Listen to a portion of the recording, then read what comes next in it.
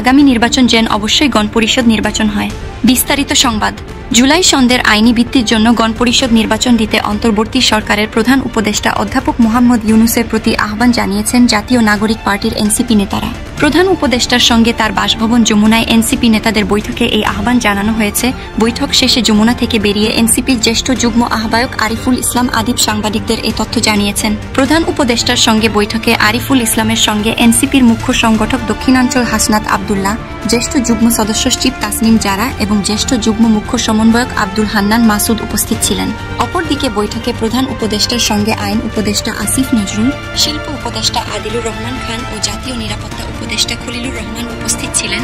আরিফুল ইসলাম সাংবাদিকদের বলেন, জুলাই সন্ধ্যের আইনি ভিত্তি এবং সাংবিধানিক ভিত্তির জন্য আগামী যে নির্বাচনটি হবে সে নির্বাচনটি যেন অবশ্যই গণপরিষদ নির্বাচন হয় এবং সে গণপরিষদ নির্বাচনের মাধ্যমে বাংলাদেশের দীর্ঘ ৫৫ বা ৫৪ বছরের যে সংকট, যে এক ব্যক্তিকেন্দ্রিক যে স্বৈরতান্ত্রিক মনোভাব কিংবা কাঠামো গড়ে উঠছে সেটার স্থায়ী সমাধানের জন্য আমরা মনে করি আগামী নির্বাচনটি গণপরিষদ নির্বাচন অনুষ্ঠিত হবে এবং সেটা নতুন সংবিধান প্রণয়ন করবে।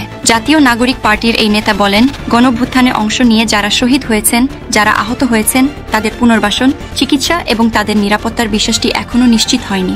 সরকারের কাছে শহীদ পরিবার এবং আহত ব্যক্তিদের পুনর্বাসন এবং নিরাপত্তা নিশ্চিতের জন্য আহ্বান জানিয়েছেন তারা।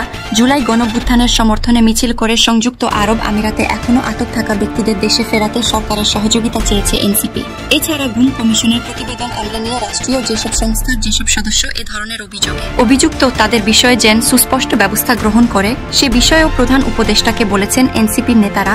নির্বাচন কমিশনের সক্ষমতা এবং নিরপেক্ষতার বিষয়ে যেন প্রধান উপদেষ্টা ভূমিকা রাখেন সে বিষয়েও অধ্যাপক মোহাম্মদ ইউনূসকে বলেছেন জাতীয় নাগরিক পার্টির নেতারা।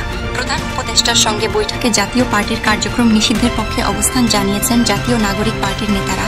এ প্রসঙ্গে আরিফুল ইসলাম বলেন, জাতীয় পার্টি এবং আওয়ামী লীগের মধ্যে কোনো পার্থক্য নাই।